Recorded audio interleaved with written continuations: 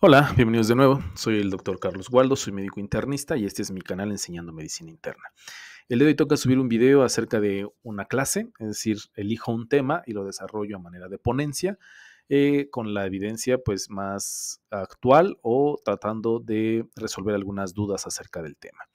El día de hoy quiero hablar sobre un tema que para mí es muy importante, sobre todo porque son estudios que se realizan con mucha frecuencia en el ámbito médico, sobre todo en ocasiones no tan bien justificados en primer nivel y en segundo o tercer nivel, pues con indicaciones un poquito erróneas y cuando tenemos un resultado ya sea negativo o positivo pues nos puede poner en conflicto en cuanto a los diagnósticos que estamos realizando o con el paciente que estamos abordando. Entonces, para mí es importante tocar este tema para tratar de explicar algunas situaciones en las que nosotros podemos o debemos realizar este tipo de estudios y cómo debemos interpretarlos. Y en estos me refiero a las pruebas de laboratorio en reumatología, los anticuerpos, el factor reumatoide, todo este tipo de estudios que nosotros llegamos a realizar, en quiénes tenemos que realizarlos, en quién no tenemos que realizarlos y cómo podemos llegar a interpretar este tipo de resultados de acuerdo al contexto clínico de nuestro paciente, que al final de la plática ustedes se van a dar cuenta, pero todo se reduce a eso, el contexto clínico del paciente. Estos tipos de estudios en reumatología se deben de realizar siempre y cuando el paciente tenga un adecuado contexto clínico. Y lo vamos a ir viendo con cada uno de los estudios de laboratorio que podemos solicitar en este tipo de pacientes, que lo más importante y el de vital importancia es el contexto clínico del paciente. Si el paciente tiene los factores de riesgo, si tiene los síntomas, si tiene las afecciones que nos orientan hacia esa enfermedad, es cuando está indicado la realización de este tipo de estudios. Sobre todo porque, como vamos a ir viendo en el transcurso de la plática, muchos de esos estudios se pueden presentar o pueden ser positivos en población normal. Y eso puede ponernos en muchas discrepancias a la hora de hacer un protocolo de un paciente, porque si solicitamos un estudio que no está completamente justificado y nos enfrentamos contra un resultado positivo, pues quizá podamos hacer, número uno, que el paciente se estrese, número dos, que gaste más dinero y número tres, retrasar quizás otro diagnóstico que realmente el paciente tiene. Entonces, por eso es importante y esto más o menos es la introducción de la plática. Las pruebas de laboratorio a menudo se solicitan de una manera inapropiada en pacientes en quienes se sospecha una enfermedad reumatológica. Esto ocurre tanto en la atención primaria como secundaria, como ya les comentaba. Algunas pruebas están disponibles tanto de forma individual como parte de una batería de pruebas que evalúan a personas sanas sin síntomas. No sé ustedes, pero yo me he enfrentado inclusive en los estudios o en los hospitales públicos que tienen ya hecho como un perfil reumatológico. O sea, ya vienen dentro de este perfil reumatológico, entre comillas, diversos tipos de estudios. Factor reumatoide, anti-CCP, antiestreptolicinas, no sé por qué lo meten en laboratorios reumatológicos. Y entonces es como un paquete que ya vienen incluidos varios estudios reumatológicos en busca, pues, saber qué sale positivo o qué es lo que encontramos con esos estudios. Y no necesariamente en pacientes que tengan los síntomas o el contexto clínico para que nosotros podamos realizar esos estudios, sino que los hacemos en ocasiones para ver qué es lo que se encuentra. Entonces, esto es un verdadero problema porque los resultados negativos de las pruebas, pues número uno, no siempre son tranquilizadoras y los resultados falsos positivos, es decir, que realmente no tenga la enfermedad del paciente, pero nos salió un resultado positivo, pues incrementan la ansiedad, tanto en el paciente como en los médicos, derivaciones innecesarias y posible morbilidad debido a muchas más pruebas innecesarias y exposición pues, a tratamientos incorrectos. Entonces, los médicos deben ser conscientes de los riesgos de estas pruebas para poder elegirlas de una manera correcta, de una manera sabia e interpretar los resultados correctamente. En esta plática voy a intentar proporcionar cierta orientación para cuándo solicitarlos, cómo solicitarlos, interpretar algunas de las pruebas más comunes y me gustaría hacerlo por medio de casos clínicos. Esta plática no es específicamente como mis otras pláticas en las que pongo un caso clínico y desarrollo la enfermedad con un solo caso clínico, sino que me gustaría ir poniendo un caso clínico con cada una de las pruebas del laboratorio para ejemplificar más o menos cómo nos podemos enfrentar en la consulta con este tipo de pacientes y si se necesitan o no se necesitan la realización de este tipo de estudios. Vamos a empezar con el primero, factor reumatoide y anticuerpo antipéptido citrulinado o también conocido como el anti-CCP. Vamos a empezar con un caso clínico. Una mujer de 41 años que anteriormente gozaba de buena salud acude a su médico de atención primaria con antecedente de 6 semanas de dolor e hinchazón en las manos, así como rigidez matutina que dura aproximadamente 2 horas. Niega tener síntomas extraarticulares y en el examen físico encontramos sinovitis en las articulaciones metacarpofalángicas derechas, la articulación interfalángica proximal del dedo medio izquierdo y la muñeca izquierda. Al médico de atención primaria le preocupa que sus síntomas puedan deberse a artritis reumatoide. Entonces, la pregunta en este caso sería, ¿sería útil en este paciente la prueba del factor reumatoide y del anticuerpo antipéptido citrulinado, del anti-CCP? En este paciente amerita la realización de ambos estudios. Pues bueno, el factor reumatoide es un anticuerpo, es una inmunoglobulina M, ya sea IgG o IgA, que está dirigido contra el fragmento Fc de la inmunoglobulina G. Se llama así porque se detectó originalmente en pacientes con artritis reumatoide, pero ojo, no es sensible ni es específico para esta afección. Este metaanálisis que les estoy poniendo en la diapositiva es un metaanálisis de más de 5,000 pacientes con artritis reumatoide, en donde se informó que la prueba del factor reumatoide tiene una sensibilidad del 69% y una especificidad del 85%. Es decir, tiene una sensibilidad bastante baja con una especificidad pues no tan mala. Este es el artículo, es un metaanálisis, se denomina precisión diagnóstica del péptido citrulinado anticíclico y anticuerpos y factor reumatoide para la artritis reumatoide. Entonces, en este estudio se encontró que el factor reumatoide tiene baja sensibilidad pero alta especificidad. Y hay muchas otras enfermedades y muchas otras condiciones que pueden tener o pueden realizar positividad para el factor reumatoide. Por eso tenemos que tener un buen contexto clínico del paciente. Entonces, un diagnóstico de artritis reumatoide no puede confirmarse únicamente con un resultado positivo de factor reumatoide ni excluirse con un resultado negativo. Es decir, solamente solicitar el factor reumatoide en este tipo de pacientes, ya sea positivo o sea negativo, no nos pueden dar el diagnóstico de la enfermedad. Como pueden ver, entonces, en artritis reumatoide lo podemos encontrar con una frecuencia del 69%, pero no solamente en la artritis reumatoide.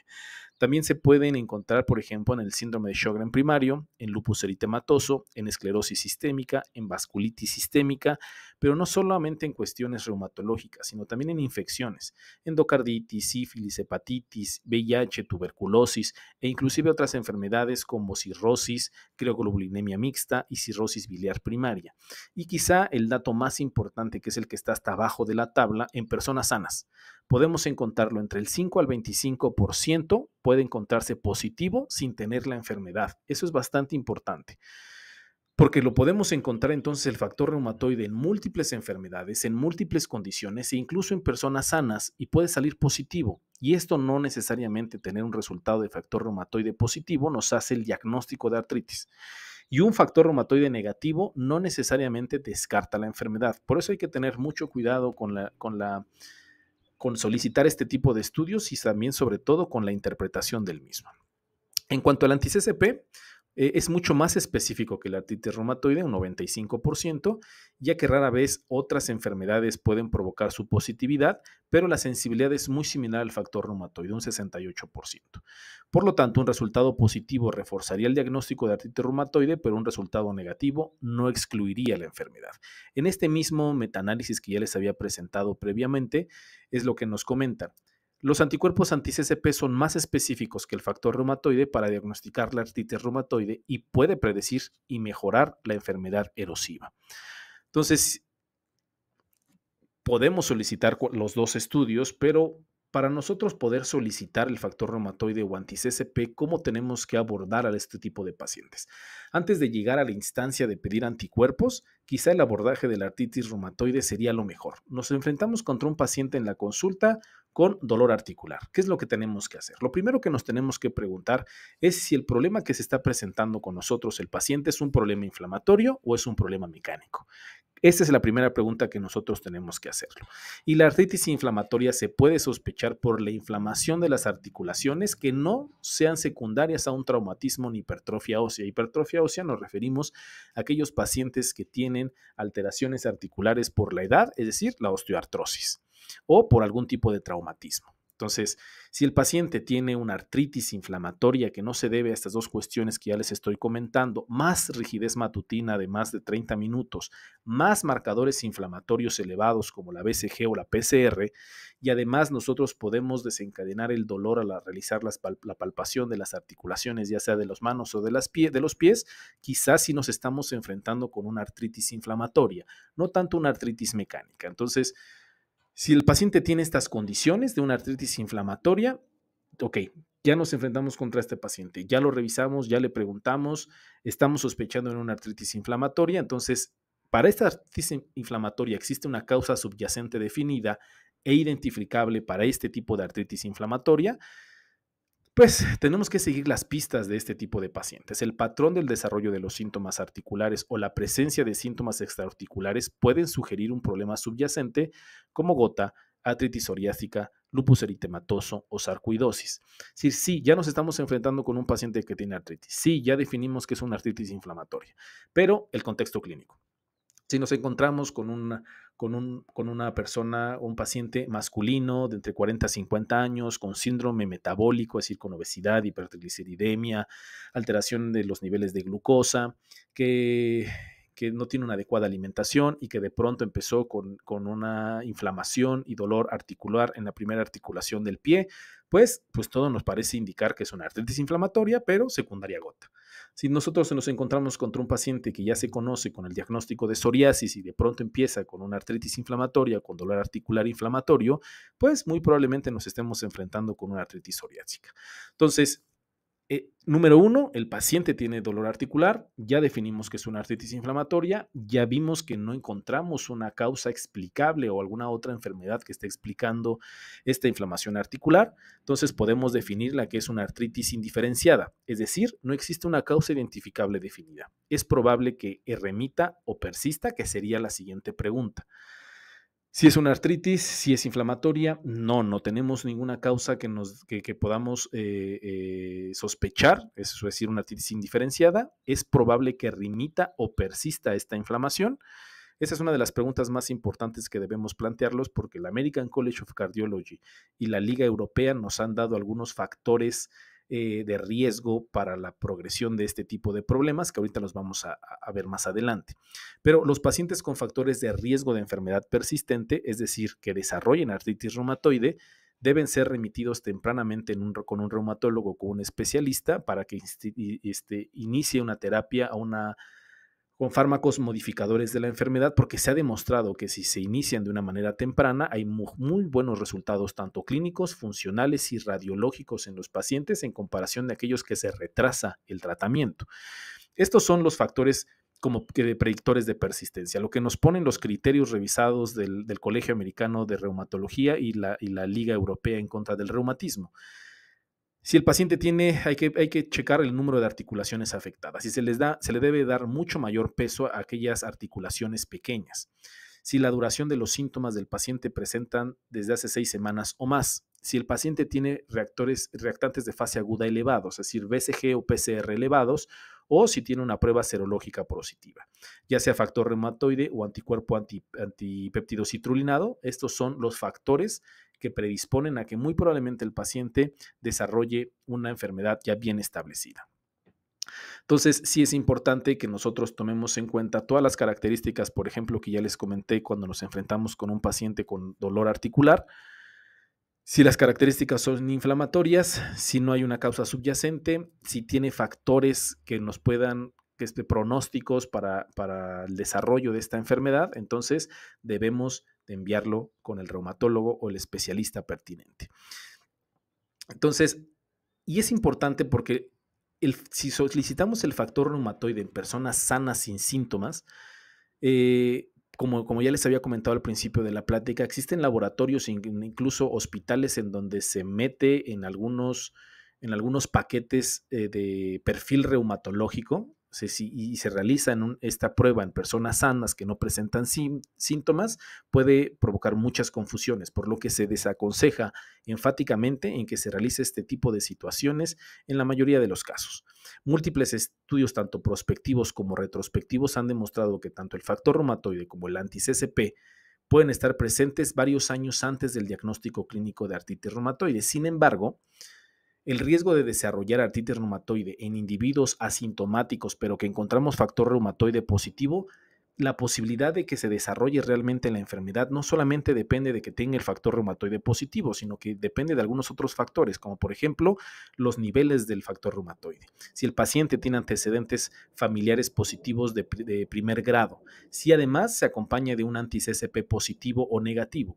Sin embargo, el riesgo absoluto sigue siendo muy pequeño. Entonces, aparte de que si nos podemos encontrar un paciente que está asintomático, que no tiene ningún síntoma, pero que encontramos un factor reumatoide positivo, en algunos casos podría tener algún otro tipo de explicación, porque como ya vimos en las diapositivas previas, la artritis reumatoide no es la única enfermedad que va a provocar positividad de este estudio. Pues el paciente a lo mejor tiene un síndrome de Sjögren, hepatitis B, hepatitis C, que no han sido diagnosticadas, pero que nosotros al tener un estudio positivo que no estaba realmente indicado, pero como salió positivo, podemos guiar el protocolo de estudio hacia un camino que no es el adecuado y retrasar el diagnóstico que realmente el paciente tiene y retrasar inclusive el tratamiento de la enfermedad que sí tiene. Entonces, hay que tener mucho cuidado a quienes se les solicita este tipo de estudios, sobre todo, y lo más importante, el contexto clínico del paciente. Regresando al caso clínico, sus estudios de biometría hemática, enzimas hepáticas, creatinina y examen general de orina fueron normales. La BCG salió elevada en 56, así como la PCR en 26. Salió negativos el factor reumatoide y el anti-CSP. Sin embargo, este paciente, por ejemplo, a pesar de que tiene los anticuerpos negativos, factor reumatoide y el anti-CSP negativo, los factores de riesgo que presentan hacen que se deba de enviar este tipo de paciente con un especialista. ¿Por qué? Porque los síntomas tienen más de 6 semanas de duración, tiene afectación de las pequeñas articulaciones en las manos y tiene una BCG y una PCR reactiva elevada. Estos son factores predictivos de enfermedad persistente, lo que pone en riesgo al paciente de desarrollar o que realmente tenga artritis reumatoide, a pesar de que tenga factor reumatoide negativo y anti-CSP negativo, por lo que el siguiente paso a hacer con este tipo de paciente, por ejemplo, sería mandarlo con el especialista. A diferencia, por ejemplo, de los pacientes, por ejemplo, este caso clínico sí era muy orientador hacia un problema articular del tipo factor artritis reumatoide, pero por ejemplo, los pacientes que llegan porque empezaron solamente con un dolor articular, de reciente evolución, sin ningún otro tipo de síntomas, sin ningún otro tipo de laboratorio, y realizar de primera instancia un factor reumatoide, un anti-CSP por una artralgia inespecífica, quizá no sería el mejor abordaje. Hay que ver el contexto clínico del paciente y solicitar este tipo de estudios en los que realmente tengan una sospecha clínica elevada, ¿vale? Vamos a pasar con los siguientes estudios, en este caso el anticuerpo antinuclear. En el caso clínico es una mujer de 37 años que acude a su médico de atención primaria quejándose de cansancio, tiene antecedentes familiares de lupus eritematoso sistémico en su hermana y tía materna. Es comprensible que esté preocupada por el lupus debido a los antecedentes familiares y pide que se le haga una prueba para detectarlo. Entonces, en este caso, ¿sería razonable realizar pruebas de anticuerpos antinucleares? ¿Deberíamos realizar una prueba en esta paciente que prácticamente está sintomática? Pues bueno, vamos a hablar un poco de los anticuerpos antinucleares. El anticuerpo antinuclear no es un anticuerpo único, sino más bien una familia de autoanticuerpos que se dirigen contra constituyentes nucleares como el ácido desoxirribonucleico de cadena sencilla o de doble cadena, ADN de doble cadena. Contra histonas, centrómeros, proteínas complejas con ácido ribonucleico y enzimas como topoisomerasas. Antes, en la década de los 40, en la década de los 50, hablando un poco de la historia de los anticuerpos antinucleares, antes se realizaba la observación de células LE. Estamos hablando del 1948-1949, y esta era la primera prueba de laboratorio para los anticuerpos antinucleares, es decir, encontrar las células LE o células de lupus eritematoso. Este fue un descubrimiento sumamente importante, ya que proporcionó a la mayoría de los médicos una prueba que podía usarse para respaldar el diagnóstico de la enfermedad, es decir, para poder respaldar que el paciente estaba cursando con lupus eritematoso. Antes de estos estudios en los anticuerpos antinucleares y encontrar las células LE, a menudo no se podía establecer el diagnóstico de lupus a menos de que tuviéramos una muestra de tejido, es decir, que se realizara una biopsia o mandar el tejido propiamente dicho a estudiar para poder hacer el diagnóstico preciso.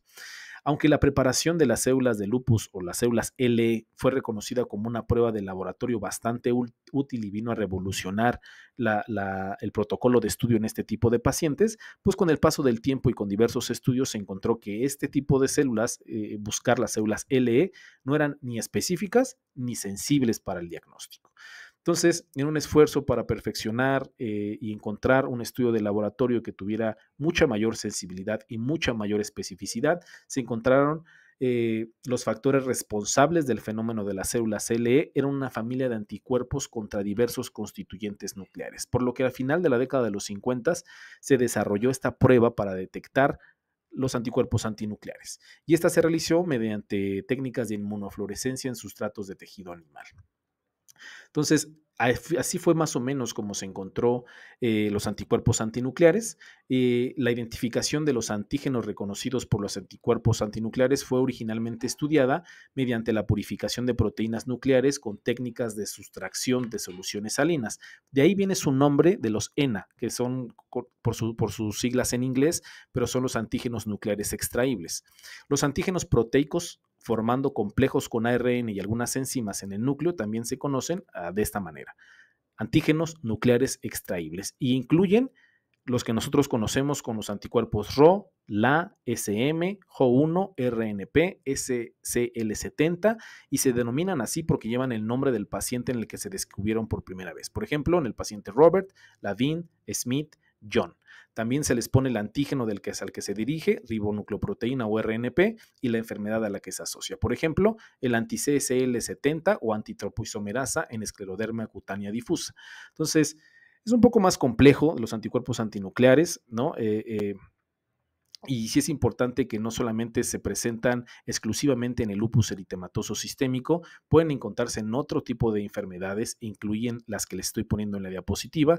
Se pueden encontrar los anticuerpos antinucleares positivos en artritis reumatoide, en síndrome de Sjögren, en esclerosis sistémica, en enfermedad tiroidea autoinmune, en miastenia gravis. En algunas infecciones con organismos que comparten el epítopo con autoantígeno, es decir, provocan mimetismo molecular, se pueden encontrar con algunos cánceres, o incluso algunos fármacos pueden positivizar este tipo de estudios, como la hidralazina, procainamida y minociclina.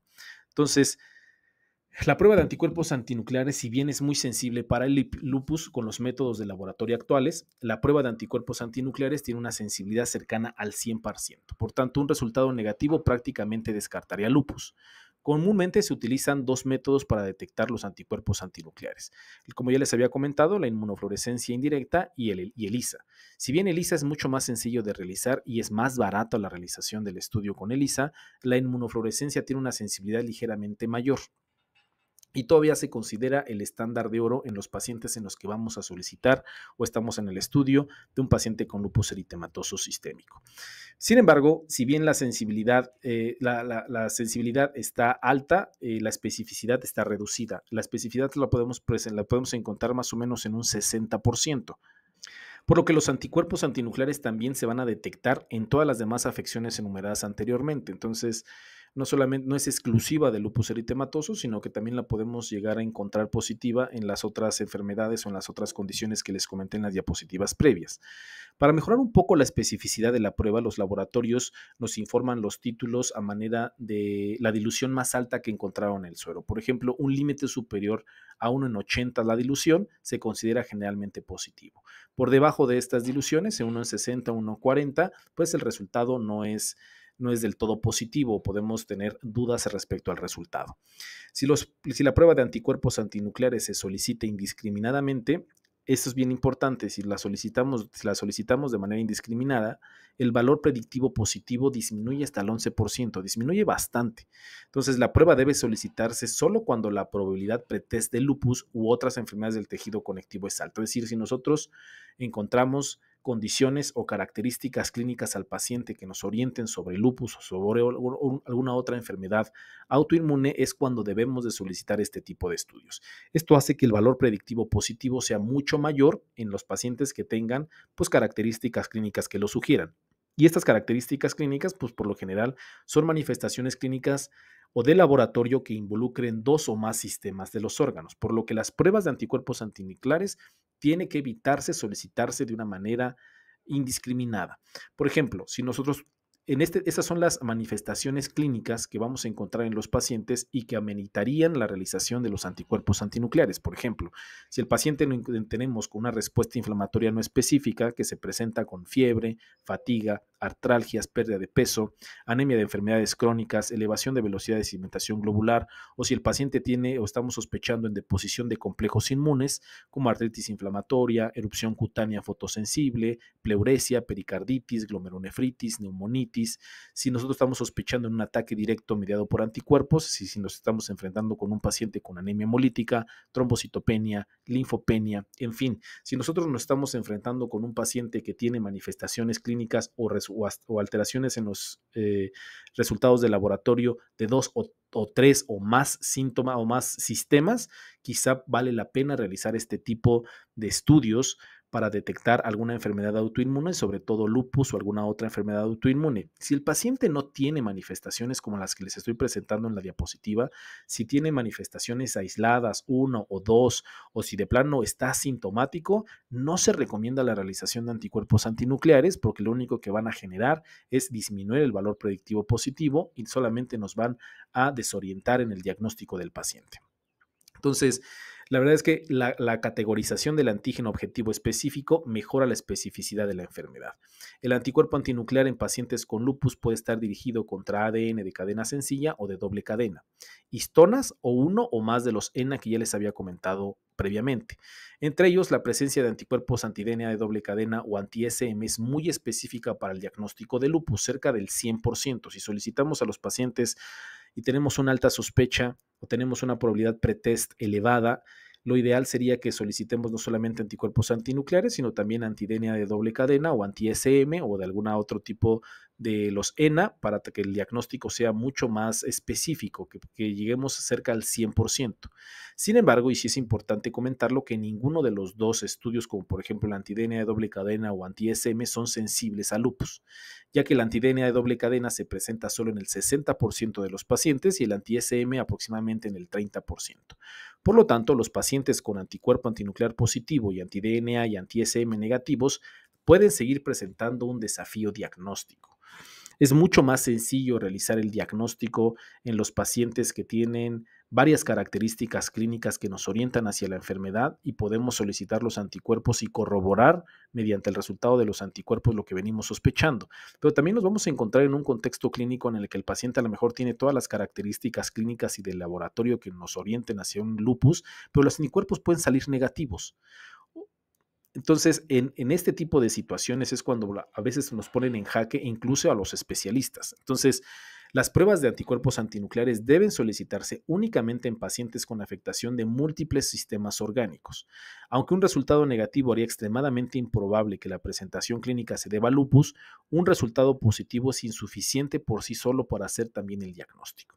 El diagnóstico de lupus es sencillo, como ya les había comentado, cuando los pacientes presentan una manifestación específica como artritis inflamatoria, erupción cutánea fotosensible, anemia hemolítica, trombocitopenia o nefritis, o con anticuerpos específicos contra los DNA de doble cadena o SM.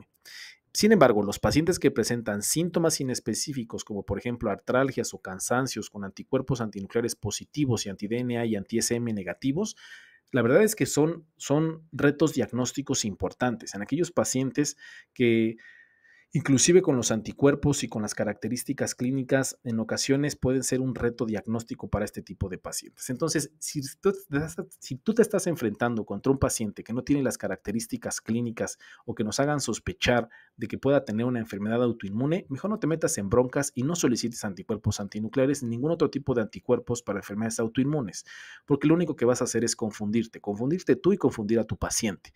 Entonces, solamente si tienes una alta sospecha clínica de que el paciente esté cursando con una enfermedad autoinmune, lo más recomendable es solicitarlas.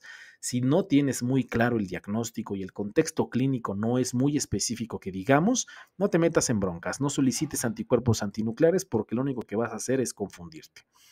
Entonces, regresando al caso clínico, la paciente negaba artralgias, no presentaba ningún síntoma extraarticular como erupciones cutáneas, úlceras orales, síntomas de Zika, debilidad muscular, fenómeno de Raynaud, dolor torácico, Todo estaba negativo, los hallazgos en exploración física y en análisis de orina eran normales.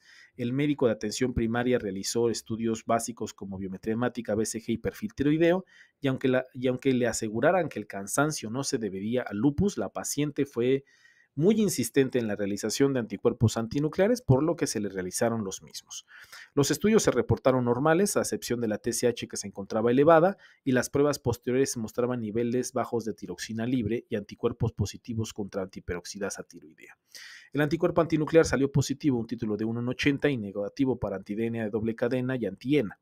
Se le explicó que lo más probable es que el anticuerpo antinuclear positivo estuviera relacionado con una enfermedad tiroidea autoinmune. Es decir, ese anticuerpo antinuclear no fue específico, lo más seguro es que haya sido secundaria a la enfermedad autoinmune tiroidea que la paciente tenía, pero una persona o en un médico que no conoce esta positividad que se puede presentar con algunas otras enfermedades, quizá le hubiera podido iniciar algún tratamiento que la paciente no necesitaba, siendo que los anticuerpos antinucleares eran prácticamente resultado de la enfermedad tiroidea. Pero un médico que no esté consciente de esta situación, quizá haya podido iniciar esteroide o algún otro tipo de medicamento que la paciente no necesitaba. Por eso, hay en contra de la solicitud de los anticuerpos antinucleares en todos los pacientes o en aquellos pacientes que no tienen una probabilidad pretest elevada. Anticuerpos antifosfolípidos. El caso clínico: mujer de 24 años que acude al servicio de urgencias con trombosis venosa profunda aguda, no provocada en la pierna derecha, confirmada mediante ultrasonido, no tiene antecedentes de trombosis previa, sin antecedentes familiares de importancia. Nunca ha estado embarazada, su recuento de plaquetas es de 84,000, bajos, y su tiempo inicial de tromboplastina parcial activada o TTP prolongada en 62. El resto de sus recuentos sanguíneos y su tiempo de protombina, niveles de enzimas hepáticas y niveles de creatinina sérica se encontraban dentro de parámetros normales. En esta paciente se debería realizar una prueba de anticuerpos antifosfolípidos. Estaría bien indicado la realización. La verdad es que los anticuerpos antifosfolípidos son importantes porque están asociados al riesgo trombótico, tanto venoso como arterial, y la morbilidad en el embarazo. El nombre es inapropiado ya que estos anticuerpos están dirigidos contra algunas proteínas que están unidas a los fosfolípidos y no solamente hacia los fosfolípidos.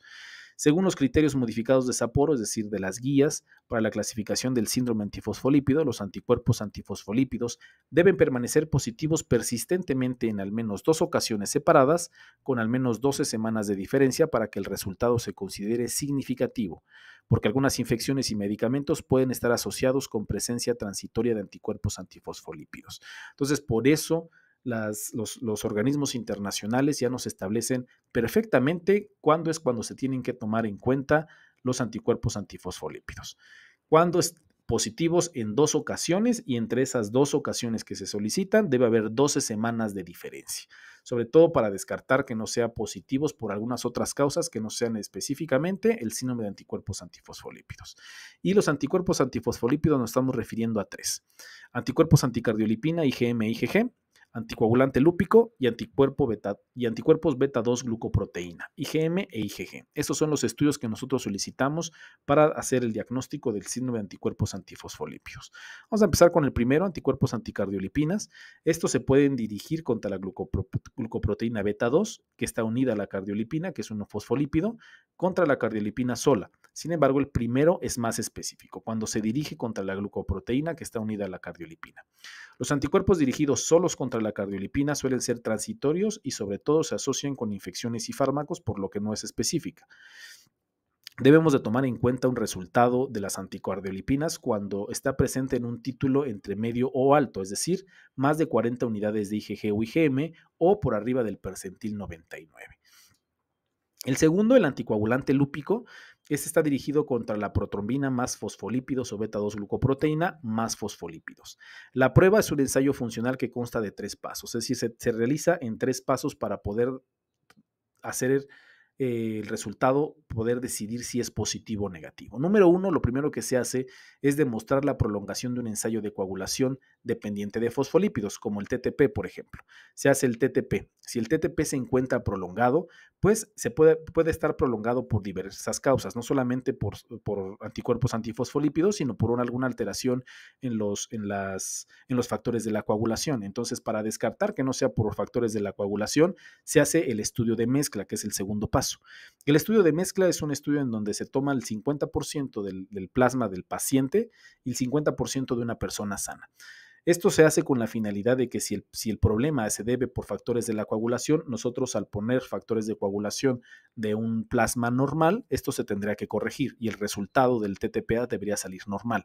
Sin embargo, si sale prolongado, si aún así poniendo el 50% del plasma de un paciente sano sigue siendo prolongado, ya no es un problema de los factores de la coagulación. Entonces pasaríamos al siguiente paso. El tercer paso es una adición de fosfolípido.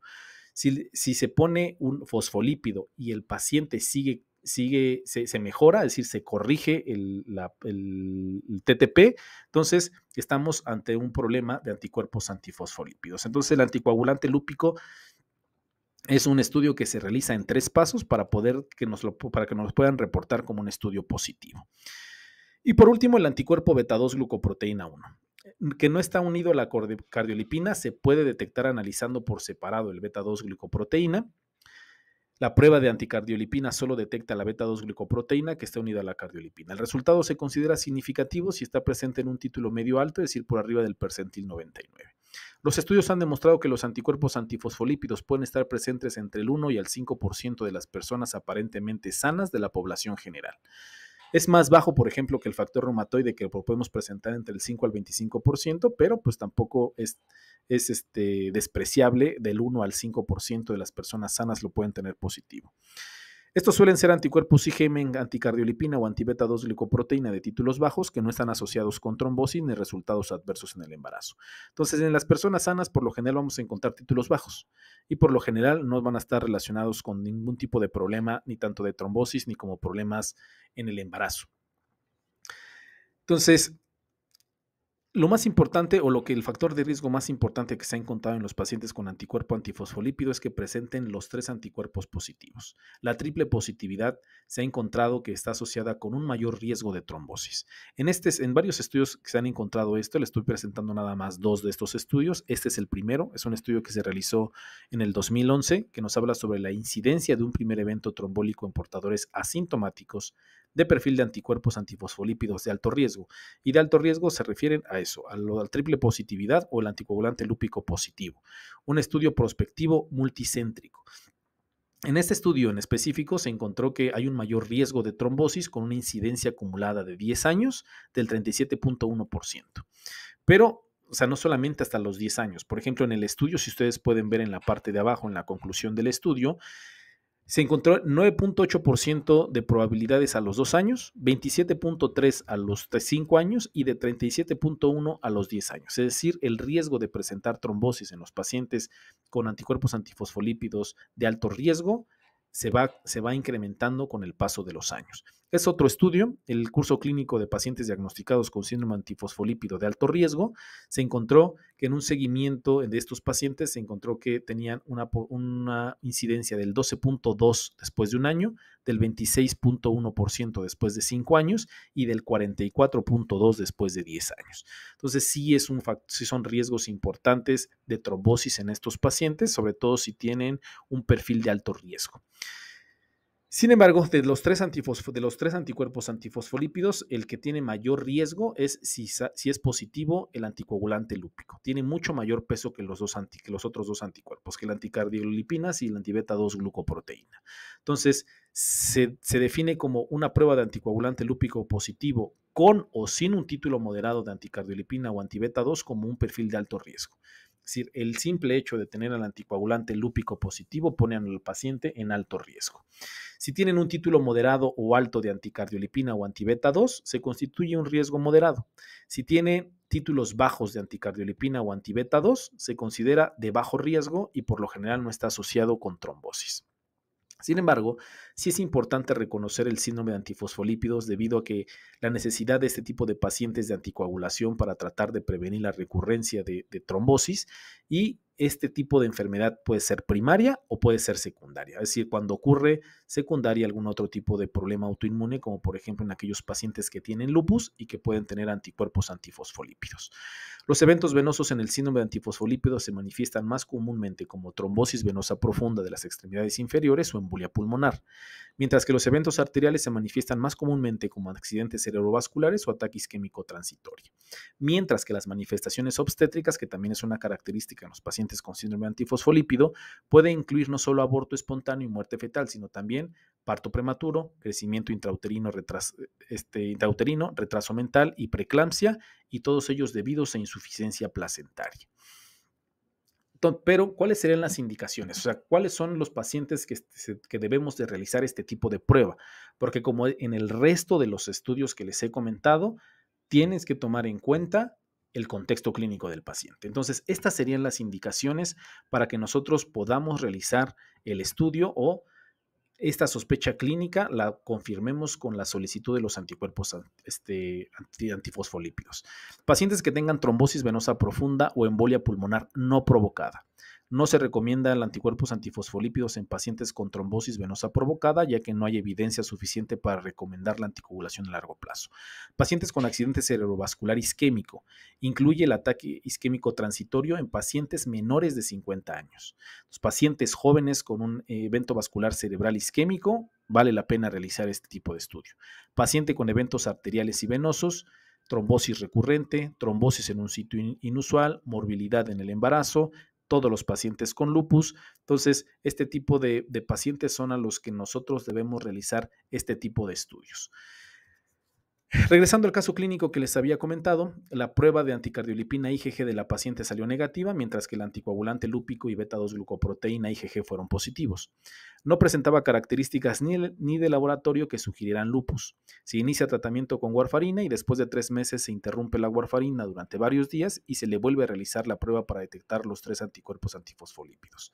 Sus pruebas de beta-2 y anticoagulante lúpico volvieron a salir positivas y debido a la positividad persistente de anticuerpos antifosfolípidos y el historial clínico de trombosis venosa profunda, su afección se diagnosticó como síndrome antifosfolípido primario y se le aconsejó el tratamiento anticoagulante de forma indefinida. Por último, anticuerpos anticitoplasma de neutrófilos. Vamos a ver estos anticuerpos también que son bastante solicitados en el ámbito médico. Un hombre de 34 años que consume drogas inyectables presenta 2 semanas de fiebre, malestar general y artralgias generalizadas. No hay síntomas localizados de infección, a la exploración temperatura de 38 grados, marcas de aguja en los brazos, erupción vasculítica que no palidece en las piernas y soplos sistólicos sobre el precordio. Leucocitos elevados de 15.000, proteína C reactiva elevada, pruebas de enzimas hepáticas, función renal, orina y radiografía de tórax se reportan normales. Se extraen 2 series de hemocultivos, se solicita ecocardiograma transtorácico, prueba de anticuerpos a citoplasma de neutrófilos, ANCA, así como pruebas de detección del virus de inmunodeficiencia humana, hepatitis B y hepatitis C. La pregunta en este caso clínico, ¿está indicada la prueba de ANCA en este paciente? ¿Está bien solicitada la prueba de ANCA en el contexto clínico de este paciente? Pues bueno, vamos a revisar qué son los ANCA. Los ANCA son anticuerpos contra antígenos que se encuentran ubicados en los gránulos citoplasmáticos de neutrófilos y monocitos y están asociados con diversas enfermedades. Estas enfermedades son vasculitis de pequeño vaso como granulomatosis con poliangiitis o GPA, poliangiitis microscópica, granulomatosis eosinofílica con poliangiitis y glomerulonefritis semilunar pausoinmune aislada. Todas conocidas colectivamente como vasculitis asociadas a ANCA. Todas estas vasculitis se asocian a anticuerpos ante ANCA. Los métodos de laboratorio para detectar ANCA incluyen inmunofluorescencia directa e inmunoensayos enzimáticos específicos de antígeno. La inmunofluorescencia indirecta solo nos dice si está presente o no un anticuerpo dirigido contra un antígeno citoplasmático. Según el patrón de inmunofluorescencia indirecta, los ANCA se pueden clasificar de la siguiente manera. Vamos a encontrar diferentes tipos de ANCA. Perinuclear o p-ANCA, si el antígeno objetivo se encuentra justo alrededor del núcleo y se extiende dentro de él. Citoplasmático o c-ANCA, si el antígeno objetivo se encuentra más lejos del núcleo. O un ANCA típico, si el patrón de inmunofluorescencia indirecta no encaja ni con p-ANCA ni con c-ANCA. Esos son los estudios que nosotros vamos a solicitar, p-ANCA o c-ANCA. La inmunofluorescencia indirecta no proporciona información sobre el antígeno exacto al que se dirige. Esto solo se puede obtener realizando uno de los inmunoensayos específicos del antígeno. El antígeno diana del C-ANCA suele ser la proteinasa 3 o el PR3, mientras que el de P-ANCA podrían ser varios: la mieloporoxidasa o MPO, catepsina, lisozima, lectoferrina o inhibidor de permeabilidad bactericida. El anti-PR3 es muy específico de la granulomatosis con poliangeitis, mientras que el anti-MPO suele estar asociado a la poliangeitis microscópica y a la granulomatosis eosinofílica con poliangeitis. Con menos frecuencia se pueden observar anti-PR3 en pacientes con MPA y anti-MPO en aquellos con GPA. Por tanto, existe una tendencia creciente a clasificar la vasculitis asociada a ANCA en vasculitis asociada a PPR3 o asociada a MPO en lugar de vasculitis GPA, MPA, EGPA o vasculitis renal limitada. Parece un trabalenguas, ¿no? Todo lo que les acabo de decir, pero a grandes rasgos nos habla sobre los objetivos en este tipo de ANCAs, o sea, cuáles son los ANCA que se relacionan más con este tipo de enfermedades. Entonces, ¿qué tipo de ANCA son los que vamos a solicitar? Y de acuerdo a la positividad de los ANCA, ¿a qué vasculitis está relacionada específicamente? A eso se refiere en todo esto que les acabo de comentar. Sin embargo, hay indicaciones clínicas para la realización de este tipo de estudios, para la realización de los ANCA. Pacientes que tengan glomerulonefritis, hemorragia pulmonar, especialmente con síndrome pulmonar renal, múltiples nódulos pulmonares, mononeuritis múltiple o neuropatía periférica inexplicable, vasculitis cutánea, escleritis, masa retroorbitaria, etcétera, etcétera. Estas son las indicaciones o son los pacientes que con estas condiciones clínicas es a los que les vamos a solicitar ANCA, porque al igual que los otros estudios o los otros anticuerpos que les he comentado, si nosotros no tenemos el contexto clínico adecuado del paciente, también podemos encontrar positividad de estos estudios en personas sanas. Entonces, las guías actuales recomiendan el uso de uno de los ensayos de antígeno específico para PR3 y MPO como método de detección primaria. Hasta hace poco se usaba inmunofluorescencia indirecta para detectar vasculitis asociadas a ANCA y los resultados positivos se confirmaban mediante ELISA para detectar PR3 y MPO.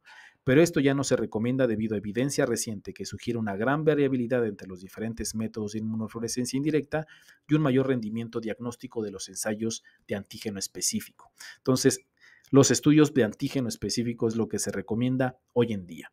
En un gran estudio multicéntrico se encontró que la especificidad con los diferentes inmunoensayos específicos de antígeno fue del 98 al 97% para el PR3 ANCA y del 96 al 99% para MPO ANCA. Las vasculitis asociadas a ANCA no deben considerarse excluidas si el PR3 y MPO ANCA son negativas, y en el estudio de este último estudio que les comenté, alrededor del 11 al 15% de los pacientes con GPA y el 8 al 24% de los pacientes con MPA dieron resultados positivos tanto para PR3 como para MPO ANCA. Un resultado positivo de ANCA no es diagnóstico de vasculitis asociada a ANCA, esto tengo que dejarlo bien específico. Muchas otras condiciones están asociadas con ANCA, generalmente P-ANCA o ANCA típico, y los antígenos a los que se dirigen estos ANCA suelen ser catepsina, lisozima, lactoferrina e inhibidores de permeabilidad bactericidas. Por lo tanto, el resultado de ANCA siempre debe interpretarse en el contexto de todo el cuadro clínico. La biopsia aún debe considerarse el estándar de oro en ese tipo de pacientes, en los pacientes en los que nos estamos enfrentando con vasculitis asociada a ANCA, y el título de ANCA puede ayudar a mejorar la interpretación clínica porque la probabilidad de vasculitis asociada a ANCA aumenta con niveles más altos de PR3 y MPO ANCA. Estas son las condiciones que están asociadas con ANCA, es decir, todos estos problemas pueden dar una positividad de los ANCA, por lo que también tenemos que tener mucho cuidado en qué tipo de pacientes estamos solicitándolo. Si el paciente no tiene un contexto clínico específico para la enfermedad, es decir, si no tiene una alta sospecha de vasculitis, como son las condiciones clínicas que les había comentado previamente, el hecho de solicitar unos ANCA también nos puede poner en predicamentos si el resultado son positivos.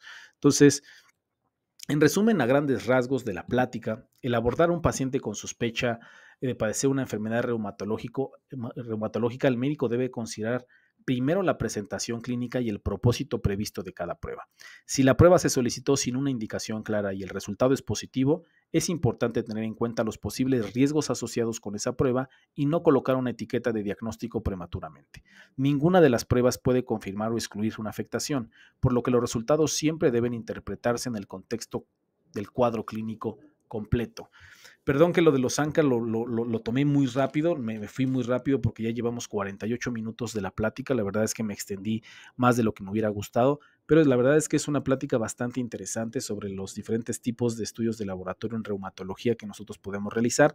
La verdad es que si nosotros leemos las guías internacionales, por ejemplo, de las vasculitis de ANCA, de la artritis reumatoide, de lupus eritematoso, de síndrome de anticuerpos antifosfolípidos, pues podemos encontrar ahí específicamente las indicaciones para los estudios de laboratorio.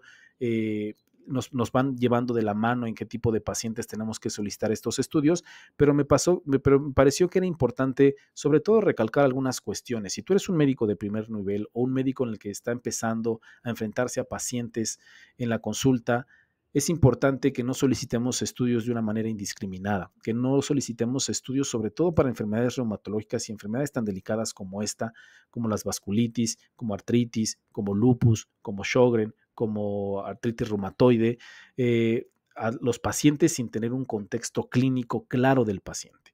Antes que cualquier otra cosa, a los pacientes, a los residentes, a los internos o a los médicos que se encuentran en formación a mi cargo, por lo general siempre les digo que nosotros no vamos a sospechar una enfermedad si no la conocemos.